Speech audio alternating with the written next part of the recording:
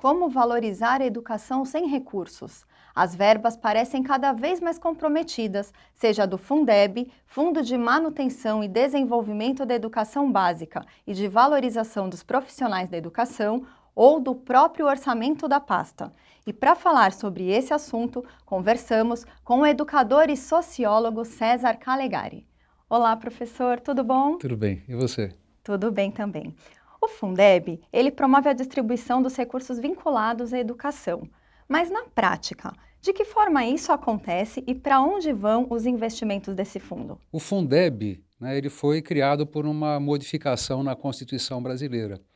Mas é sempre bom a gente lembrar que a Constituição no Brasil, no seu artigo 212, ela determina que os estados e os municípios apliquem pelo menos 25% das suas receitas de impostos em educação. Então, toda vez que a gente compra um produto, e dentro desse produto está o ICMS, pelo menos 25%, aqui no caso do Estado de São Paulo são 30%, pela Constituição estadual, devem ir para a educação, para o que nós chamamos de manutenção e desenvolvimento do ensino. O Fundeb foi criado ainda durante o período do governo Lula, e ele estabelece uma espécie de subvinculação, quer dizer, um detalhamento daquilo que está dito no artigo 212 da Constituição, porque ele pega uma parte desses impostos obrigatórios e ele redistribui dentro de cada estado. Cada estado brasileiro tem o seu Fundeb. A regra é igual para todo mundo, mas todos os estados têm o seu Fundeb. E ao contrário de que muita gente pensa que o Fundeb é um recurso do governo federal, não, o Fundeb é uma contribuição que o governo do estado faz, cada um dos 645 municípios de São Paulo também contribui para o Fundeb, e esse dinheiro sai do Fundeb automaticamente de acordo com o número de alunos que cada rede tem. E para onde que esse recurso vai? 60% dos recursos do Fundeb, no caso de São Paulo são 16 bilhões de reais, obrigatoriamente tem que ser destinado para a remuneração do magistério, de professores, coordenadores pedagógicos, diretores de escola, enfim, aqueles que compõem a carreira e a estrutura do magistério. Então, veja que é a enorme importância. Uma parte grande do salário dos professores paulistas vem do Fundeb, Então, é da maior importância que ele seja preservado, ele seja defendido. E como eu estava dizendo, a educação brasileira está sob ataque, e ataques importantes em relação a toda essa estrutura, inclusive em relação ao Fundeb, têm vindo exatamente do governo federal. E nós temos que estar muito atentos, porque vocês sabem que sem luta nós não conseguimos nada. Inclusive, por lei, o Fundeb tem validade até 31 de dezembro de 2020 já, né? E por esta razão tramitam propostas, tanto na Câmara quanto no Senado, que pactuam pela permanência do fundo, mas eles divergem sobre o repasse da União, que atualmente é de 10%, né? Então eu queria saber, na sua opinião, qual a possibilidade do Fundeb vir a ser permanente e de onde poderiam vir estes recursos? Bom, a proposta é que ele seja permanente, porque ele foi criado como uma medida transitória, e está terminando, como você acabou de dizer, no ano que vem. Por que ele tem que ser permanente?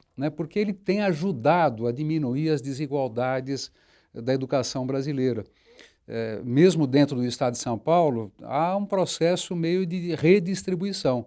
Municípios muito ricos, porque tem lá uma refinaria de petróleo como Paulínia, ele acaba retirando, saindo um pouco dos seus recursos para acudir os municípios mais pobres, por exemplo, os municípios do Vale do Ribeira. E quando a gente fala acudir esses municípios, é acudir também os professores que ali trabalham, enfim, a manutenção das escolas e tudo mais. Então, a ideia é que ele seja permanente, mas mais do que permanente, ele tem que ser aperfeiçoado, porque, embora ele tenha reduzido muito as desigualdades educacionais e de financiamento da educação no Brasil, ainda nós temos uma diferença enorme, Alguns estados têm muito mais recursos, outros menos recursos.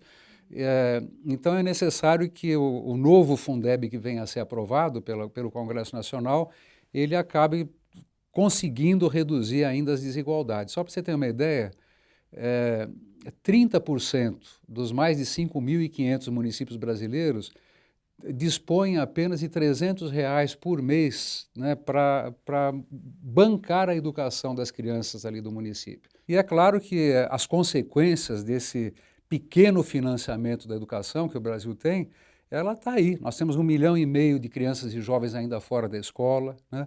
Nós temos desigualdades absurdas, apenas 9% dos jovens que concluem o ensino médio têm hoje os conhecimentos mínimos em matemática. E se você pegar os jovens pobres do nível socioeconômico mais pobre, 3% apenas conseguem concluir o ensino médio com conhecimentos elementares de matemática. Então, é uma luta muito grande. Nós precisamos investir bem, ter um processo distributivo de recursos que garanta, né, a estrutura educacional básica do Brasil, inclusive a remuneração de professores, a manutenção de escolas, compra de livros didáticos, todas essas coisas que são pagas com os recursos da educação. Então, nós estamos propondo que o avanço, né, o aumento da responsabilidade de complementação do governo federal, pelo menos triplique, né, em relação àquilo que ele faz hoje, que é apenas 10% do volume total do Fundeb. E não só em relação ao Fundeb, mas também a preocupação em relação ao financiamento da educação, do anúncio de contingenciamento, né, de recursos do MEC, que desde o começo do ano a gente tem escutado muito isso, né?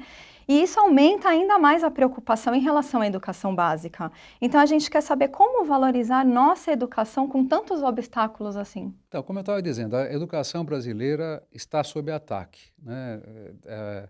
E esse ataque tem sido orquestrado, né, por dirigentes do governo federal. O ministro da Economia, Paulo Guedes, na semana passada, né, tratou as verbas vinculadas à educação como chiqueirinho. Olha só que forma pejorativa de tratar algo que garante a educação de 40 milhões de crianças e jovens e adultos no Brasil e os 2 milhões de professores que trabalham nas 146 mil escolas. Ele acha que isso é um chiqueirinho da educação e quer acabar com qualquer tipo de vinculação. É por esse motivo que o Ministério da Educação do governo Bolsonaro reluta em apresentar uma proposta, inclusive, do Fundeb, porque atrás disso existe uma visão de acabar com toda e qualquer vinculação para a educação. E num país, né, onde ainda tem gente que considera a educação como ameaça e professor como inimigo, e nós sabemos quem são essas pessoas, é possível que, se terminarmos as vinculações constitucionais que garantem esses recursos básicos para a educação ainda perca mais recurso. Então, nós temos que lutar, ter consciência e luta. Inclusive, falando em valorização do professor, uma pesquisa da Confederação Nacional dos Trabalhadores em Educação aponta que 29% dos professores brasileiros têm uma atividade extra para complementar a renda. Então, assim, como garantir uma atratividade, né, na carreira, sendo que a nossa realidade é essa, que o professor hoje em dia está sem reajuste há anos? Está sem reajuste há anos. Os professores brasileiros recebem, em geral, 30% a menos de remuneração de salário do que qualquer outro profissional com o mesmo nível de formação. Então, nós estamos criando exatamente um sinal trocado, né? Por isso que muitos jovens brasileiros, quando veem as possibilidades do seu exercício, da sua formação profissional, se afastam do magistério. Então, nós temos que remunerar melhor, muito melhor os professores, têm que ser tratados como uma espécie de categoria especial, né? Tem que ter uma aposentadoria especial também, porque isso faz parte da carreira, né? Nós se queremos dar um atrativo para quem quer ser professor no Brasil, inclusive a aposentadoria tem que ser dessa maneira. Colocar, como tem aí o projeto do governo federal dessa reforma da Previdência, colocando sobretrabalho, fazendo com que muitos professores brasileiros trabalhem 10, 12, 15 anos a mais, isso significa adoecimento, desestímulo, enfim, precarização da carreira. Ou seja, são diversos os desafios da educação no Brasil, né? Exatamente.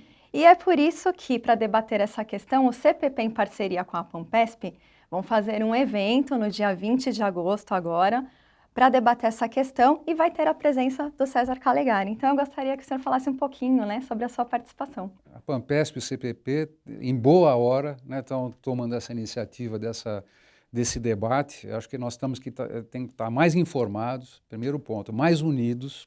A informação boa, né, permite que a gente tenha mais consciência e mais unidade na luta, na mobilização e tudo mais. E a capacidade, inclusive, de a gente chegar cada vez mais perto dos próximos e alcançar companheiros e companheiras que têm ficado distantes dessa luta. Então, essas iniciativas de debate, com o foco, nesse caso, nas questões da valorização do professor, valorização do magistério e todos os desafios e perigos, né, que nós temos aí que evitar, é uma iniciativa da maior importância. Eu vou procurar me preparar para tal altura desse honroso convite. Então, muito obrigada pela sua entrevista e até o dia 20 de agosto. Até lá, obrigado. Lembrando que o evento será então no dia 20 de agosto, a partir das 9 horas, na sede central do CPP, localizado na Avenida Liberdade, número 928. Para quem tiver interesse, basta ligar para 3340-0513 e reservar seu lugar. Quem não conseguir assistir pessoalmente, porque as vagas são limitadas, poderá acompanhar o evento pela transmissão ao vivo, que também será realizada pela TV CPP. E o Na Ordem do Dia de hoje fica por aqui. Até o próximo programa.